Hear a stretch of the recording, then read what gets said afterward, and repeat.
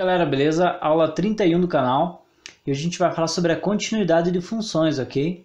Então é interessante que a gente discuta aqui as três regrinhas principais que vão te ajudar. Na verdade, você vai usar essas três regrinhas para ver se a função é ou não contínua em um determinado ponto. Então essas três regrinhas são essenciais para você na hora que você for resolver o exercício. Tá? Então vai estar lá. Descubra se a função tal é contínua no ponto 4. Então vocês vão ter que fazer todos os cálculos baseados nessas três regrinhas, ok? Então vamos lá. Bom, aqui a gente tem a função f é contínua no ponto A, C. Esse ponto A, que está dizendo aqui, é uma coordenada de x, ok? Então esse ponto A, ele vai ser um número que você vai colocar no lugar do x na tua função f, e ele automaticamente vai gerar um número na coordenada das ordenadas, né? Ele vai gerar um número que vai ser o y, né? Vocês lembram lá do par ordenado. X, coloca na função, calcula, ele gera o valor y. Ok?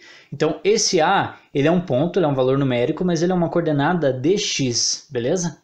Bom, então f é definida no ponto A.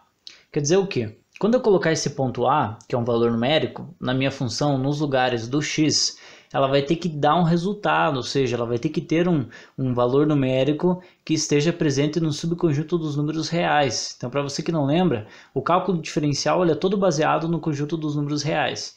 Então, a função ela vai ter que ter um valor que tenha nesse conjunto, ok? Bem simples aqui até agora, né?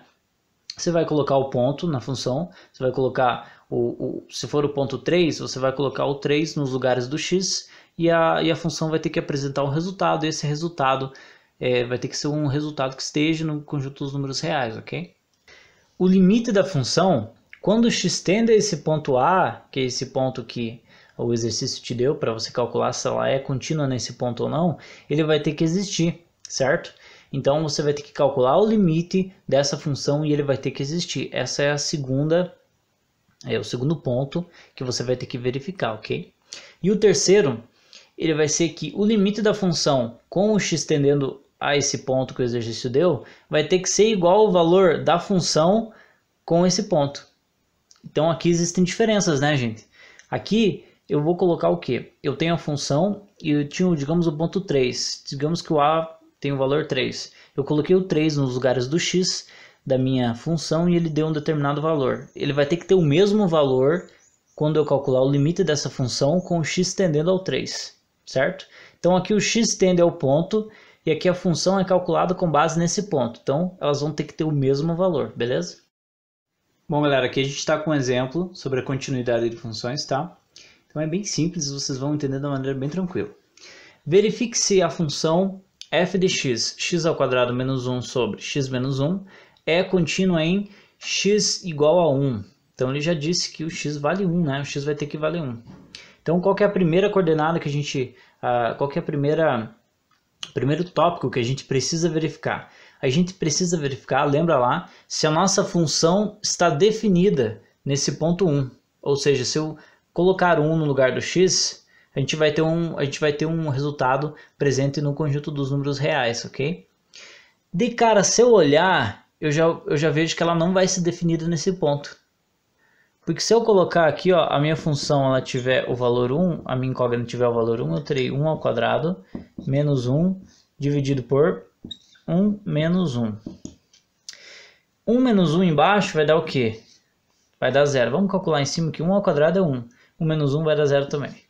Esse 0 embaixo, no numerador, ele não pode acontecer. É uma indeterminação, certo?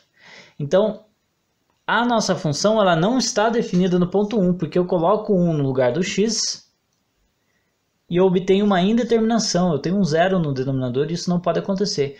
Ou seja, a nossa função ela não é contínua em x igual a 1, ok? Então é bem simples, a gente nem precisa verificar os outros tópicos, ok? Esse foi um exemplo básico só para que vocês entendam a questão da continuidade. São 3 tópicos. Se você testou o primeiro e já não deu certo, você nem continua. Beleza, galera? Valeu, até a próxima!